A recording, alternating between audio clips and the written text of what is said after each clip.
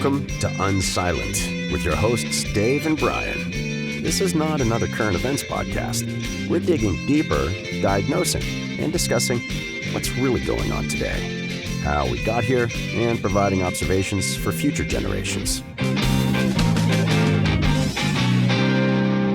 Welcome to Unsilent. We're Brian and Dave. We're hoping you'll let us know where you think we got it right and where we completely, totally missed the point, which you can do by visiting unsilentpodcast.com. And thanks to those who have been doing that. We appreciate it. So let's get into it. What are we going to talk about today, Brian? Well, I think we should talk about there's a handful, or maybe more than a handful, of really significant issues that are not really addressed or spoken of in a way that represents the weight or the gravity of the issue. So, for example, we can take an easy one. Right now, there's a massive fentanyl epidemic. Numbers I hear are something like 100,000 people in this country per year are dying from what are being classified or called fentanyl overdoses. I would argue that they're poisonings. They're not overdoses because you overdose on something when you know you're taking it. You're poisoned when you don't know you're taking it. These are people who are being killed taking what they think is a Xanax and turns out to have fentanyl in it and they're dying. Yep. But 100,000 people a year is a pretty commonly thrown around number, not really argued by a whole lot of folks. Yep. And it's mentioned every 13 days or so on the news, and that's about it. Yeah, well, it's the number one killer like that just are not being discussed relative to the significance of the impact negative that are happening. So I think that's something we should talk about, Dave. Absolutely. Well, and it is the number one killer, fentanyl in particular. So we'll talk about more things than that, but fentanyl in particular is the number one killer of people 18 to 49 in this country. And I didn't know that. That's interesting. The number one. And so, when you think about that, it's indicative of the most deep dysfunction that a country can have. Because if the thing that's killing your youth more than anything else, and you know what it is, and you know exactly what it is, and you can't do anything about it. I mean, that's pretty staggering, isn't it? I mean, what if people were running? Well, they are running rampant in the streets, killing people, but it points to the dysfunction of our age in so many different ways. That's probably the most graphic symbol of the dysfunction of our time. Yeah, and my immediate question is, what could be so important? Or what would be more important than protecting these, presumably mostly younger people, but 18 to 49, whatever. Yeah. What would be more important than protecting those 100,000 people? And I guess for Kenny G, and for those of you listening for the first time, Kenny G is a person we're talking to that's going to be born around the year 2040. He'll be midlife around the year 2090, and presumably coming upon his own crisis era like we're in. That's kind of who we're talking to. We're kind of chronicling what this is like for him and his family and his wife and all that. So it might be Jenny G or Kenny G, however you want to look at it. Anyhow, when we say Kenny G, that's who we're talking to. For Kenny G to understand, like, that's how tribalistic things are. That's how wrapped around the axle we are on ideology right now and at odds with each other, that it's more important that our ideology wins than protecting these 100,000 people a year from dying. That's wild. Well, and if you think about it, I think really what it points to in sort of the generational cycles is we've been through sort of an unraveling. We had a high societal cohesion, about 80 years ago or so after World War II. And now we have societal disintegration. In other words, even if we know this thing we know, and even if people want to solve this horrible thing, or, we're talking on the news these days all the time about homelessness, and it's a crisis, and we're literally out there with fire hoses of money, spraying them all over the place, trying to solve. We can't solve anything.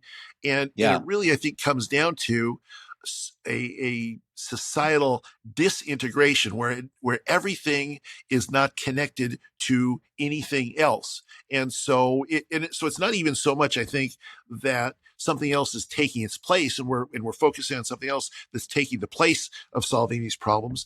So there is a certain amount of that. And there's we're running on all sorts of rabbit trails to solve some problems that are problems and other problems that are not problems that people just get excited about because of Yeah. tribalistic influences.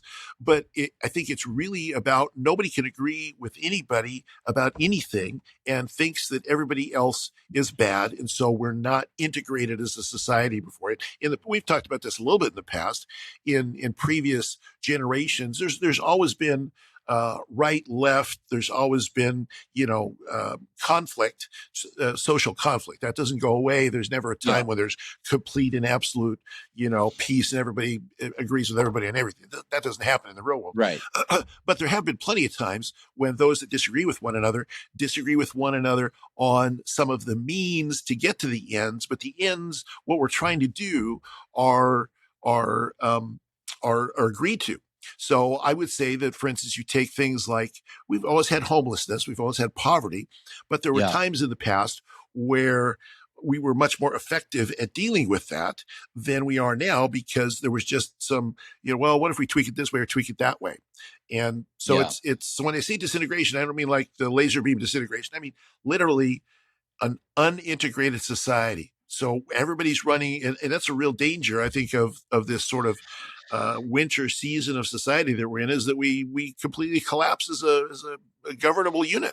Yeah, and I think that I would push back a little bit on what you said, when you said that we don't agree on anything. I would take it a step further and say that it's not even that we don't agree on anything; it's that we don't want the other side to get anything that they want. That's right. And even That's if true. that means, even if it means we would all benefit from this thing, if it's their idea and they move an inch forward in their agenda, then we must stop it. And that is from the highest level of the government all the way down, up until you probably get to like neighborhoods probably are not operating that way. Like most of us now can walk outside and have friendly conversations with our neighbors. But once you pit a blue county against a red county, now from that level up and up, like they can't have anything that benefits them. So it's not even that we don't agree; it's that we are anti whatever they want. Yeah, absolutely. Well, and that's been shown we may have mentioned this in previous episodes. That's been shown when you send out interviewers on the street who will attribute, for instance, a red state idea to a blue state personality and say, "Isn't this great?" And it's great. And Barack Obama is the most wonderful guy in the world, and we should definitely cut taxes because Barack Obama is very smart. Right. Oh wait, no, it wasn't Barack Obama. It was Donald Trump. Oh, in that case, no, we shouldn't do that. Yeah. So ideas are not evaluated on the logic or the sense of your idea, but based on who's going to win and who's going to lose, which is 100%. Not a way to govern a country. You can't run a country like that. And so we end up with these things like a fentanyl epidemic, or even looking at a more global sense, the drug epidemic. And what one of the most bizarre things to me is we know who is sending the chemicals to make the drugs. We know it's a foreign government, the Chinese. Yep. We know it's a cartel situation who are manufacturing things and transporting them across the border. Yep. We intentionally leave the border open. We do not put any pressure on the Chinese government to stop sending the chemicals. We don't put any pressure on the cartels to stop the manufacturing. Right. The three key elements that we could control, we do none of those things. Well, and what's staggering about that, Brian, that's exactly right. What's staggering to me is if we united and decided this is going to stop, we have the physical power, that we have the money and the power to stop it. Yeah. We do. We can do it. Where we're still, even though we don't use it in any kind of really effective way very often, we're still the most powerful country ever conceived in the history of humanity. Yeah. But we don't use that power. China relies upon making our TVs and stuff like that. Like if we put like real legitimate restrictions on that, they would come around. There's no question. Yeah, or if we decided to maybe not let them steal half of what they steal from us, intellectual property. So if Kenny G doesn't know, like China has done a fantastic job of furthering their abilities based on stolen patents and intellectual property. And intellectual property it's basically one of our greatest undesirable exports from the U.S. We send it overseas a lot. Yeah, which is again, it's so weird. Like if We invaded the country of Grenada in 1984 or something like that. This Right. little, and what was the other one? Like the Honduras or something like that. I don't know. Yeah. Like these little tiny. Where was Ferdinand Marcos? Was that the Philippines? Whatever. Yeah. These in comparison to a place like China, and in comparison to the epidemic of the things we're facing now, we have had a pretty heavy hand with countries We far have. less Yes. impactful on our day-to-day life than this just 40 years ago. Right. It's wild that we have this country's, China in particular, in this case, now talking about two different things, stealing our intellectual property. They just sent this spy balloon over, a few months ago. We really did nothing about that. Like we just Right. let them do whatever the hell they want. No consequences. Right. And it's either because we want this to happen or we're so interested in keeping the other party, in this example, the blue or the red party, from getting what they want, if that we will not agree with them on even a single thing, like not having our kids killed, not having our company's intellectual property stolen, which arguably is why we have the freedoms and things we have, and the luxurious lifestyle we have relative to every other society ever. Yep. We're willing to give all that stuff away. The lives of our children we're willing to give away. That's how much we hate the other party getting their way. Yeah. Yeah. Well, and that's exactly what it is. That's why we have, at the federal level, why there's virtually no governance at the federal level, because you can't even agree on a budget. You can't even agree. We don't govern. We are legally required to have a budget for the United States. Yeah. Who knew? I mean, your business has a budget. My business has a budget. You have budgets. That's what you do is if you're handling money, and there's more money handled by the U.S. government than any other entity on earth. But we can't have a budget because there can never be any kind of agreement whatsoever. And so, again, because of what you're talking about, because of this tribal back and forth, this infighting. So there's that. We can't agree on what to do about the border. We can't agree about virtually anything. And until that happens, until there is a focusing event where we either agree or we all die, then that's probably not going to change. Yeah, and that's I think the thing that history has told us, and the foreturning tells us that we go along this unsustainable path where we live in this chaotic world where we can't do basic things like stopping our kids from getting poisoned, until we face such a significant, literally an existential threat, not these existential threats that are tossed around that are all bullshit, that everybody knows that they're bullshit, that they're called these existential threats, and everybody knows that they're lies. But we face a real legit one, and then we have no choice but to stop going down this stupid path. Right. And we have to get our stuff together, and we have to get our act together. We have to start acting like grown-ups, and we have to start making real big boy decisions. Right. And the stuff has to stop, right? But it's wild that we, like you mentioned, the government's can't function. We can't function on education. Right. We have states now that are passing laws that no longer require students to have reading, writing, and arithmetic kind of standards. That's gone. Like, so what's the point of going to school? I'm not being facetious here. Like, really, why would you make a kid go to school if they're not going to learn the basics, like science and social studies and math and like English, like, or grammar or what? Like, we can't do that. We can't pass a budget. The Pentagon just failed I think I heard that like the 6th audit in a row or something like that. There's like $3 trillion missing. That is just, and it's just a blip in the radar because there's so many things like this. It's not like it's a slow news day. And it's like, holy smokes, there's $3 trillion missing. It's just one more thing like that.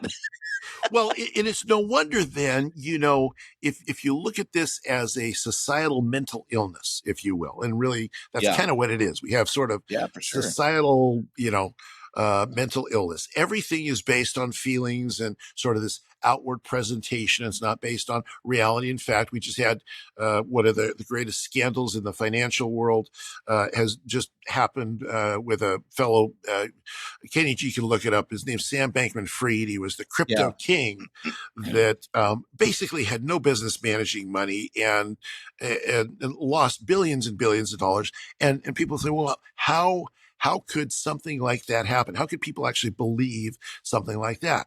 Well, because it's all based on presentation. It's all based on, do you like the guy or do you not like the guy? It's Yeah. not based on enough reality, and that's why we can't solve any of these problems, because it's like, Well, and don't my forget the side part, Dave, where he was contributing tens of millions of dollars to the to Democrats. Yeah, both sides of the campaigns, yeah. both the Republicans and Democrats. He was $30 million like that just for the Democrats, plus what 20 something million for the Republicans. Don't forget that And part. none of it was his own money. So, but And none of it's on the money, right? but you wonder how could something like that happen in our highly financially regulated society? Yes, it was crypto, and crypto is still a mystery to a lot of people. So that's definitely true. Yeah. But it's really because of this disintegration and this belief in sort of social media posting memes and just the visuals and the emotions of it, where the facts really don't matter anymore. And the same thing with the border. That's where we talk about, like, history doesn't repeat itself, but it rhymes. This is one of those things, like one of the battle cries of the Revolutionary War was taxation without representation. Right. This was one of the big, at least the history I learned back in Yep. 6th and 7th grade on this, was one of the big things was, you're taking our money and you're doing things that don't represent us, that don't benefit us. You're Right. not making our lives better. You're just taking our money and doing whatever the hell you want with it. And you could make a pretty compelling argument. That's exactly what's happening today. Like, you're taking our tax money for schools and now telling our children they don't have to pass basic. There's Right. no basic measurements for that. Right. You're taking our tax money to regulate financial industries, and we just live from one bank bailout era to the next. And meanwhile, the CEOs of these banks are making millions and millions and millions, some cases billions of dollars in personal income. And then the bank collapses, and then tax money bails them out, and that helps the big fat cats again, and leaves the regular folks broke. The legal system is an absolute joke, and tax dollars go to fund that. The border is an absolute joke. Oh yeah. China, as we mentioned, stealing our stuff. The drug. You can't walk down the street of a major city without seeing people like defecating on the sidewalks. Yeah, I've seen it. Like, our tax money doesn't go to like help with mental health things anymore, or just policing like just abhorrent behavior. Like, it totally makes sense now. Going back to like when I learned the history, like hearing about the Boston Tea Party and like taxation without representation, like, yeah, okay, I get it. They're taking your money and it's all going to England. Okay, I guess I get that, but it wasn't a geographic thing, and now I get it. It's not a geographic thing. It's not like the money leaves Arizona, where I live, and goes to Washington D.C. and they just pool it there. I can literally see around the country in my own area, and where you live in Washington. The money is taken, and with little regard for how it benefits people, and the money is used to fight the other tribe, right, rather than making anybody's lives better. Well, so yes, you look at education as a good example of that. The amount of money we spend per student on education, and yet with that amount of, you would think if there was a direct correlation, you're a business person, I'm a business person. If I invest $1 in something, I want to see some kind of return on that. And if I invest $10, I should get 10 times the return at least that I did when I got it $1. It'd be pretty basic math. But we spend tens of thousands of dollars per student on education, and yet our measurements go down. And so therefore we change the metric by which, what you're just talking about, we change the metric by which we judge those things, just so we can feel better about ourselves. So and again, it's back to the tribalism. We saw that on full display during the COVID crisis that we went through a while back, and where the students want to go to school, but no, the teachers union says no, you can't go back to school. No, it's not, even though the students were never at risk in any significant fashion. Right. So it does get back like to you're like a medical conspiracy Nazi now, Dave. Like, come on now.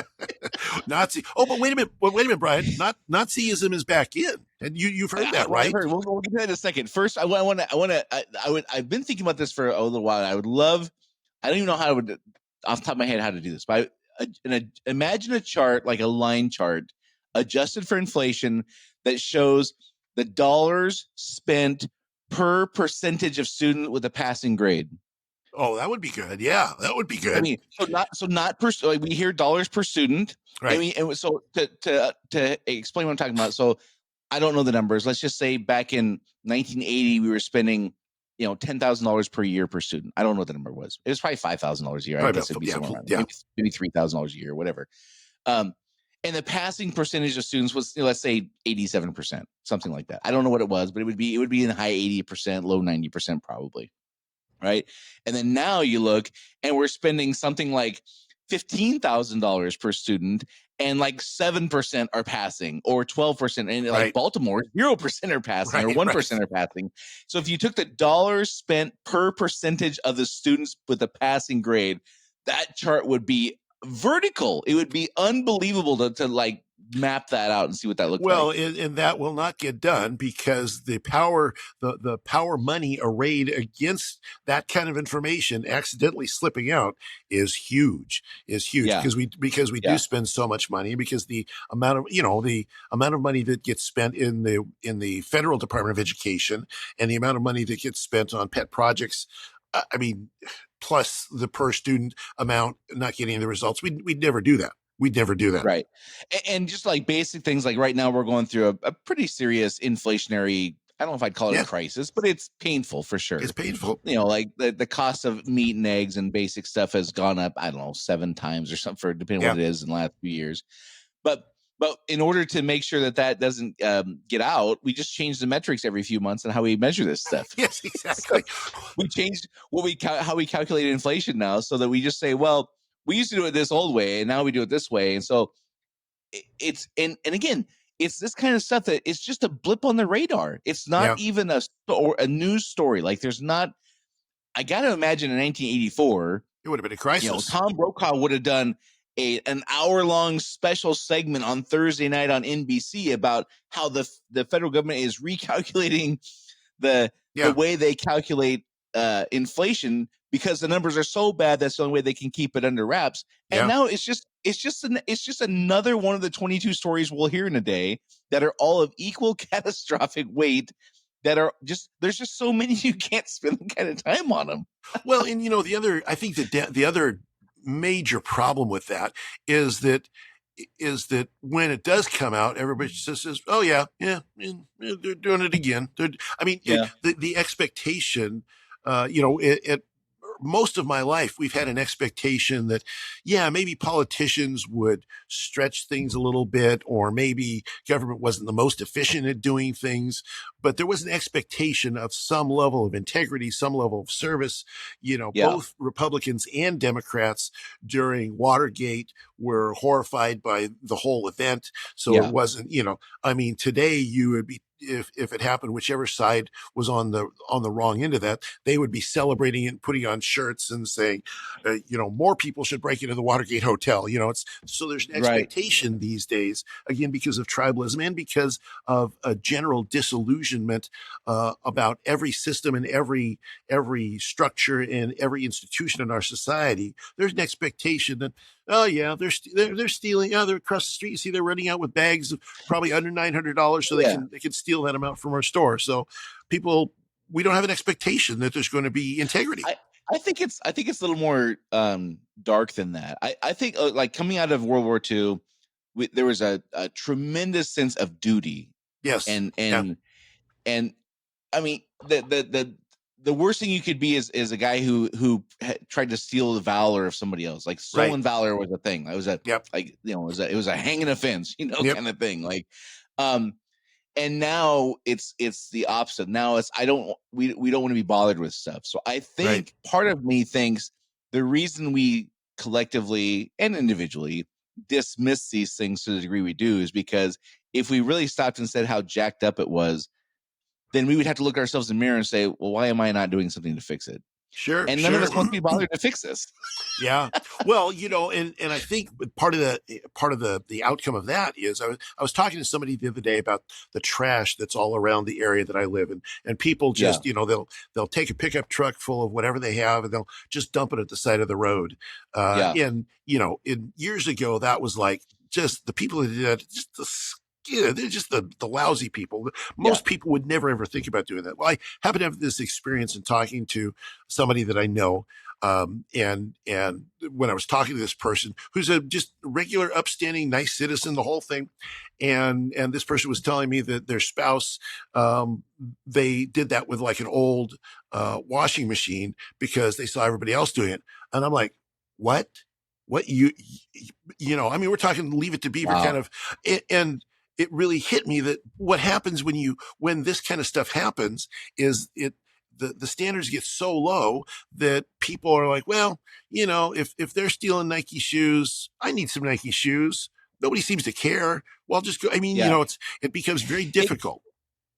It kind of feels to me like a sunrise to sunset of duty to entitlement. You know what I mean? Yeah, Like it's just slowly creeping over the years. From we had a real sense of duty and obligation, societal obligation right. in 1945, coming out of World War II. Yep. And now we're at the kind of the sunset of this era where it's all about me and it's all about making my life easier. Yep. And it just feels like the movement is just a slow, steady pace moving from duty to entitlement. Yeah. Yeah. Well, and I would say from duty to entitlement and despair too. So we despair of those values that we were raised with. There's without getting preachy about it, there's a verse in the New Testament that says, because lawlessness abounded, the love of many waxed cold. In other words, because lawlessness was everywhere, people that were formerly loving people stopped being loving people, because it's like, what's the point? What's the point? Well, and that's what we're going to get into over the next few episodes, talking about religion and how that plays a part in society and things like that. And we have binding values that ebb and flow. Yeah. And when you're the odd person out, you're kind of a fool for being the odd person out. Well, right. if the mob has just taken free meat at Safeway, and you're the only dummy paying for it, at some point you're going to say, why am I paying for it? Exactly. Why am I paying the $30 to go dump my washing machine at the dump? Why don't you just leave it on the street like everybody else? And the government will come take care of it. That's the downside. And you can see the fruition of that. I've traveled to formerly Soviet satellite states. I've been, to different countries that used to be, and I remember in one of them one time there was, I was watching a police officer. The streets were absolutely pristine. They're better than our streets right here. But right on the side of the street, you would find massive mounds of just garbage sitting there in these places. And I asked my friend, and I was watching this cop, motorcycle cop, he's sitting there eating his hamburger in an Eastern European city. And when he's done, he crumpled it and he just threw it on the ground. And I asked my friend, I said, that's a cop. Shouldn't he be not littering? And he said, look, no, here's how that mentality actually works.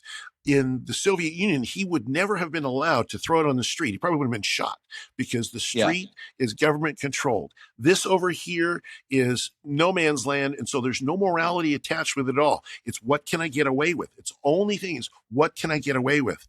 And so our society didn't used to be like that. Our society used to be, we all have some sort of social obligation, a sense of shared morality that, no, I'm not gonna throw something on the ground because I live in this place too. But that becomes lost, and we become, deadened to those shared social values. And we have what we have right now. We have, even out in the rural area that I live, it gets very, gross and disgusting. Yeah. Well, I think that again, that sunrise to sunset kind of thing, it kind of makes sense to me. And as these things come unraveled, it just becomes unsustainable. Yeah. And that behavior leads to corrupt behavior. It leads to careless and even reckless behavior. It leads to these things that undo the fabric as a society. That undoes the institutions, and it's a snowballing effect. Right. And so we find ourselves, of course, in a crisis because we've led ourselves down that path. So a couple other things, we're before we run out of time, a couple other things you and I have talked about that don't seem to garner the amount of attention that you would think they would. Teen suicide is one. Yeah. Just in the last 15 years, as we're recording this, teen suicide has gone up dramatically. Yeah. And as it's going up, we're foisting even more issues upon them. Like currently, gender, this gender thing that's going on, where something like 40% now of I can't remember the age range, but it was, junior high-ish kids or whatever. 40% now identify as, some non-traditional kind of whatever, Right. non-binary, gender fluid. There's like 300 different genders now, Yeah. and some are like animals. I don't know, the Right. furries. And like it's Yeah. just a bizarre thing, right? So as teen suicide is every year increasing higher and higher, we're just pouring more wood on the fire here. Like Yeah. we're doing more of these things, and there's nobody at a level that anybody cares about, I guess, is a way Yeah. to say it. Like there's not an influencer, there's not a government official who's saying, "Hey, wait a second. Have you noticed that at the same rate we're foisting all these new ideas upon kids, the suicide rate's going up?" Like Yeah. again, just like they would never put out the numbers that show how many dollars we're spending per percentile of kids with a passing grade. They would never do Right. that. They will not do this. Like and say, hey, the direction we're going seems to be coinciding with a higher level of teen suicide. I'm Brian right now. I'm not saying it's the cause. What I am saying is perhaps we should pause and take a look at it though and make sure it's not a contributing factor before we just continue doing more of this. And there's no conversation about that. Well, and I think some of it is because when things are unraveling, and then we're told that they're unraveling because of the way we used to be. In other words, that 80s and 90s society caused everything to unravel. So we're going to do something completely different than what the 80s and the 90s and the early 2000s and the parents did and all of that. We're going to do something completely different. And maybe things are so bad because they did it wrong. And so yeah, let's try 42 genders because maybe that's going to reduce the amount of mental stress that we have. Now, logical people look at that and say, I don't think that's going to reduce the amount of mental stress. But then the problem you get into is if you're too vocal about that, then you get into tribal warfare. It's like, well, you old people are running it. We did that episode we did on old people. You old people are running everything. Everything's screwed up. And so us young people, we've got this idea over here. So we're in charge now. So you people go away. Don't even talk. Don't even talk. I was at I remember one time I was at an event where people were talking about how they had been damaged by these gender issues. And I said something, I applauded for somebody, and this other person who the sides were literally split from one aisle to the other. This person on the other side turned around and she did. She basically told me to shut up. She did the zip your lips thing. Zip your lips. That's exactly what she did. Awesome. And I just said, no, I'm not going to zip my lips. She was was she like 64 years old or I got to know. No, she was a college student and I was the old guy. She was a college kid. She was a college. Zip your lips. I expected an old lady to do that. That's funny. No, she was very serious about that. So this is a great example though of we're not making decisions on big things about what we think is going to work. We're making decisions about what the other people don't want. Exactly right. You had your chance. You ran things for a while. Let us try our ideas. You think you're crazy, but look, your ideas didn't work. Look at the world. Your ideas didn't work. So that's where we get to this point we're in. Yeah. I think that we're talking about very specific things. Another issue that we've kind of come to accept that our kids are going to be worse off than us, and there's not much conversation about that. Not just health. Now, listen, I'm a guy who could stand to lose 60 pounds or whatever. Like I'm not a fitness guru looking down upon people for not being fit. I got my own issues with that. There's no question. But this is the first generation where our children have a shorter life expectancy than us. Yeah. We have type 2 diabetes that's off the charts for kids. Right. We have kids who are exempted out of, what we used to call like basic PE stuff, physical education stuff in school, because they just can't do it. And they're just exempted out because it's too much of a burden and that kind of thing. Collectively, not only their intelligence, because we don't have like grades for them we don't have requirements for them to meet certain grades now. We're diminishing that at a rapid pace. Right. In some cases, just flat out removing them. But we've been diminishing that for quite a while on the things they learn. We're diminishing their expectations on physical abilities and fitness and things like that. The food that we're giving them is like unhealthy, off the charts compared to what it was 15 years ago, certainly 50 years ago. The processed foods that we're giving people now are just like, it's crazy. Young people. And then there's this there's this notion that like an anarchistic way to think and stuff like that, and self-serving, what feels good today is all that really matters. That kind of ideology we're teaching them. And so, and that's just a handful of things, a Yeah. few things out of like a number, like probably dozens of things that we're foisting upon them, that is just creating this soup of a lifestyle that is going to make them less happy, live less longer, Right. live less fulfilling lives. And we don't say boo about it. And if you do, again, you're just the old rube, like you were just describing. You're just a dumbass who used to do just wants things your way. So whatever you want, we're gonna do the opposite of. And there, and we can see this. You can measurably see the impact it's having, especially on the fitness stuff, the Oh yeah. food stuff, and the education stuff, and the happiness stuff, the teens. I mean, and there's just like it's just not even a it's not even it's not a serious conversation anywhere. Well, and it goes back to that point that we've discussed a number of times. And that is, everything comes down to values, comes down to Right. working out of values. And if you decide that the values that have created what is still arguably, the greatest level of freedom, the greatest level of success in human history in Western cultures, if you say that those values, the things that did that, are outdated or antiquated, and we have to completely tear those down and create new values, new untested values. Well, Right. then this is what you get. This is the thing you get. And a part of it is because we haven't, values can only exist when there's agreement or when they're being tested, one of the two. If they're not, if there's no agreement and we've lost agreement and we've got it easy. I mean, we still have it pretty easy in the West compared to, the majority of Earth's population. There's a significant percentage, double digits percentage of the Earth's population that still heats their houses and cooks with dung. That's how they work.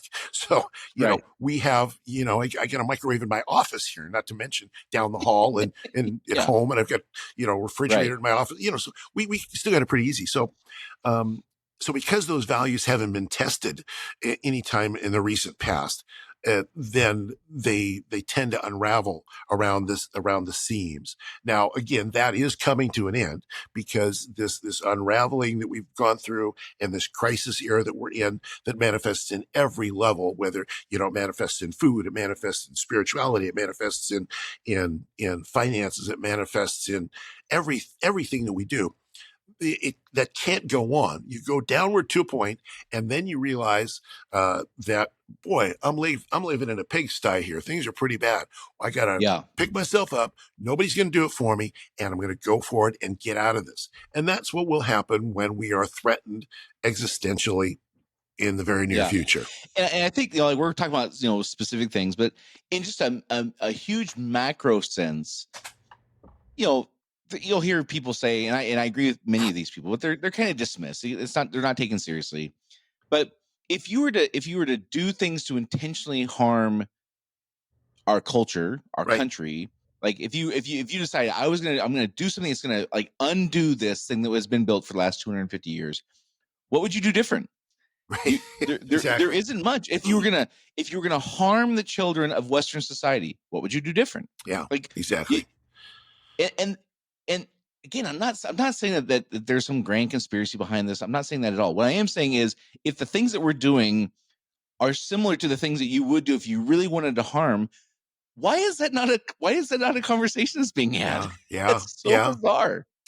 Well, exactly. And I think it's true because, and I don't think it's conspiracy. I think it's the natural failings of humanity working themselves out. And there's an old, I think it was Winston Churchill said something to the effect of, the United States will do the right thing eventually after they've tried everything else, 100%. And that's humanity and I think as a whole. that's what freedom gives you, is that kick the can down the road kind of mentality. Like this is that we have freedom that's off the charts, different than every other society in history. Right. It's just completely different. And that kind of gets you the ability to not have to face things because you have the freedom. Exactly. And before we would not be doing a good job. You kind of touched on this earlier. We have to talk about this. The one that has just we talked before we went live today. How it's caught both of us off guard. I will say for me, I even as pessimistic as I am about some things, and I'm like watching the world kind of seeming like falling apart, I did not see this coming. And that is the overnight switch. Like literally when I say overnight, I mean within over 7 to 10 day period where anti-Semitism just became like in vogue. Yeah. And Yeah. not only accepted, but praised almost. And Yeah. and like and yeah, praise is, I guess that's the right word. Like Yeah. celebrated is the word I'm looking for. Yeah. It not only was it like, okay, everyone has like the weird uncle that only comes over at Thanksgiving, or the neighbor down the street that's got the beater car, and you're like, yeah, that Yeah. guy probably doesn't think the same way I do, and he probably looks down on people because of things I wouldn't judge people on. I think we've all kind of experienced that in life. You come across people, you're just like, I don't want to be around that person because they whatever. That is not what's happening, though. What's been happening is people in legislative position, in government positions, super big quote unquote influencers, people in media, people in the arts, Yep. saying things that are just unbelievably anti-Semitic, and the gas the Jews chants in Australia, like 3 days or That's whatever just it was after the October bizarre. 7th. And the news just putting on there like no disclaimers, no, hey, we wish they wouldn't do this. None of that. Just like, yeah, this is just how we roll now. That has just been wild to me.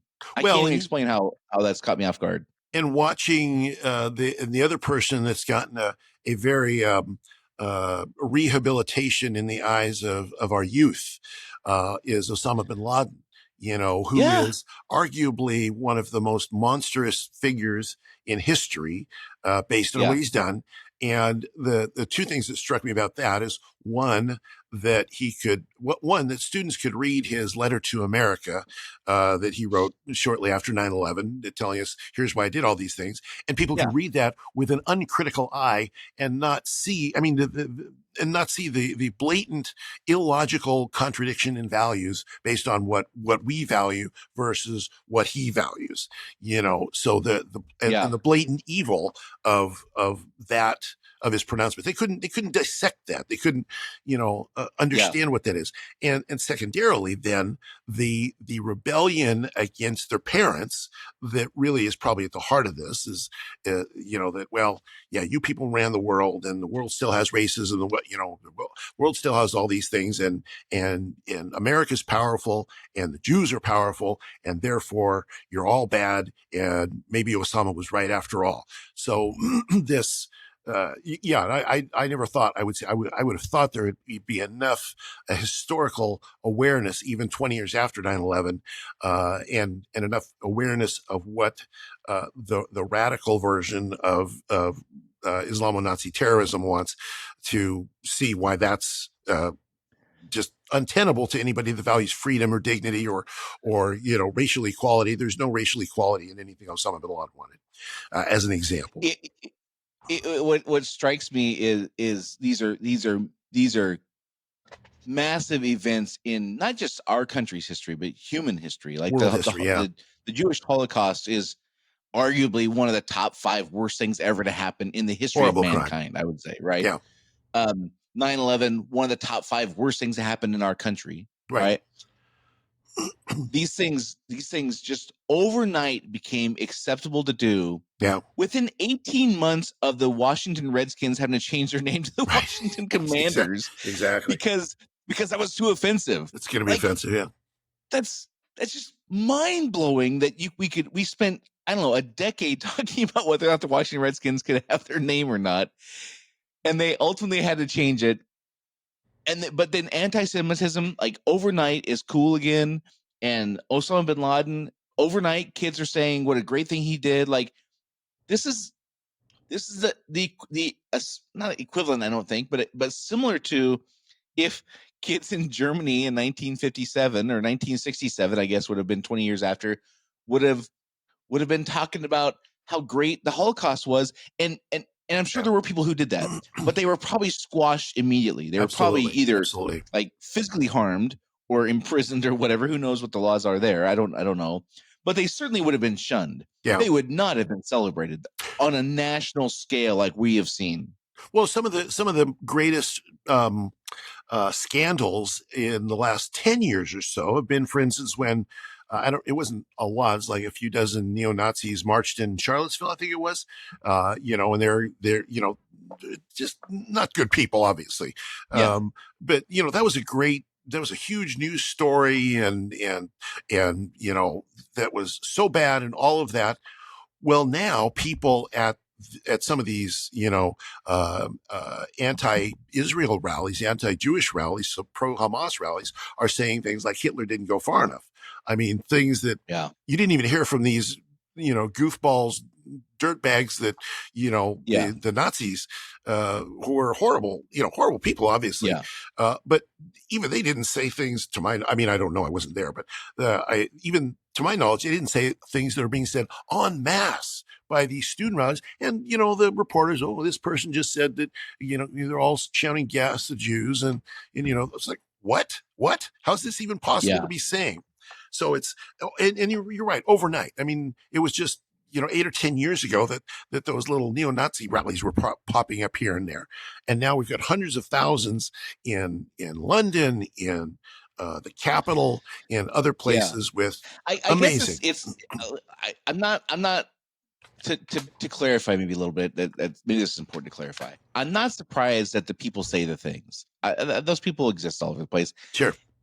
Whatever. Okay. I get the fact that those people have their thoughts, whatever. What was bewildering to me and still is how it was celebrated. Yeah. Widely, not narrowly, widely. Right. And still to this day, there's discussion in our Congress of people who are walking a very fine line of not really saying that that's bad stuff. Yeah. But they're not really condoning it, but they're certainly not going out of their way to say it. And that is just unbelievable to me that it is accepted widely and at those levels, and the media outlets that are reporting it are not like making any attempt to like say we wish they wouldn't say this. Yeah. That's the part that's just like wild to me. Well, and I can't believe with the Jewish thing specifically, like my entire life I've been educated, and I believe rightfully so, that this was one of the worst things that's ever happened to humankind ever. And for that one thing in particular to just be overnight accepted and celebrated again is just, I can't believe it. Well, and it is then, if we step back and look at it, it is a sign of the times, as they say, a sign of every last thing unraveling, whether it's family structures or whether it is the idea that genocide is bad everywhere, not just in one place. It's always bad. All of these things, I think, are signs of societal disintegration because of all the stuff that's led up to it. And so there's probably going to be my guess is, and so for Kenny G in the future, watch for when shared values that you think are written in concrete, are stamped in concrete. Watch when they start to become mushy, and watch when they start to evaporate, because that's when that's one of the times or one of the signs rather, that that the end is near. Now, I'm not talking the end of the world, but I'm talking the end of your current, sort of cultural cycle. And there's going to be a major crisis. And then from that, assuming you survive, there's going to be, again, a period of societal unity. So disunity crashes, and then massive unity jumps up from that disunity. Yeah, there's two things, as you were saying that, and I agree with everything you said 100%. There's two things that kind of jumped out at me. One was this kind of each one of these things, as we encroach upon, we're stepping into territory that was once forbidden and is now okay, accepted, or even celebrated in this case. Yep. That opens the door to even another level of even worse things. Right. That opens the door to that. So that doesn't sound very awesome. Also, this thing specifically with the Jewish people, I think that part of it might be that they're kind of perceived, I guess, as being the ones who have held the most tight to the cultural, moral values of the foregone era or bygone era now. That they're the ones they hold on to this stuff the most tightly. They have kids who still have very proper upbringing. They're perceived to be that way. I'm not saying that they are. I don't Sure, know. sure. But it's not measurable in a way I would understand. But if you're going to pluck a group and say these are the ones who represent everything we're against, I would have a hard time arguing there'd be a more fitting group to do that against than Well, Jewish people, because and they have held tightly to these traditions and values much more successfully than many other, your run-of-the-mill Christians, for example.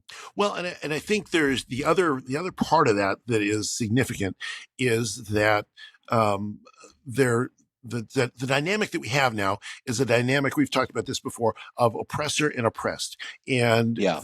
and there's old memes and tropes about Jewish bankers and all that kind of stuff, and they hang on tightly to money and all, those are just stereotypes and things, but that they are in that then oppressor category because, I mean, look at Israel and the Middle East. Israel is an insanely productive. I mean, they've got lots of political challenges there, but they're an insanely productive economy, especially compared with the other economies around them. And so therefore they are in the oppressor class. It doesn't matter, what color their skin is or anything like that. They're in the oppressor class. And so therefore they have to be, and this is why you find people saying these insane things about, well, they're oppressing it doesn't matter what the Gazans did and parachuting in and, doing all sorts of atrocities. They were, it's expected because they were the oppressed, and they had it coming. The rest of them, they had it coming. I think that dynamic then just is accelerated on steroids in a time like this. And we've seen that in other cultures in the past. We saw that I was listening to a podcast about, they're trying to, in China, Xi Jinping is this idea of we're going to fuse Mao and Confucius, even though, Mao Zedong was, or Marx and Confucius, I'm sorry. And so they're trying to do these kinds of crazy things to rehabilitate horrible times, the Great Leap Forward, the Cultural Revolution that happened then. That's a lot of these figures today, Osama bin Laden and others getting a rehabilitation in order to a historical facelift. Yes, exactly. It's insane. It's just insane. Yeah. Well, I think that's going to be a good segue into the next few weeks. We're going to be talking about how religion plays in a list. Of course, that we talk about values a lot of times. That's represented through religion and things like that. And we're going to have some interesting conversations coming up about religion and society and how that could work or how it has worked and how it, maybe quote unquote should work or whatever. So we're going to have some fascinating conversations about that. Don't forget, we'd love to hear you chime in and explain to Kenny G and tell us where we got it wrong. Like, what if we describe something today, like here's what this moment is like, and you think we missed the mark, please jump in and tell us. You can do that on our Rumble video. There's a place in there for comments. You can go to unsilentpodcast.com. Again, we want to do the best job we can of representing what this moment feels like. And if you think we've mischaracterized something, you think we missed the mark, please jump in and tell us. Or, hey, it's okay to tell us if we're right, too. That's okay. We don't mind that so much. You can go to unsilentpodcast.com. Or, again, like I said, go check out the Rumble channel. There's a great place for comments in there. And until next time, this is Dave and Brian signing off. See you next week. Do you want to be unsilent? Make your voice heard on our social media channels and share where you think we got it right or wrong. Go to unsilentpodcast.com for social links so you can join the discussion.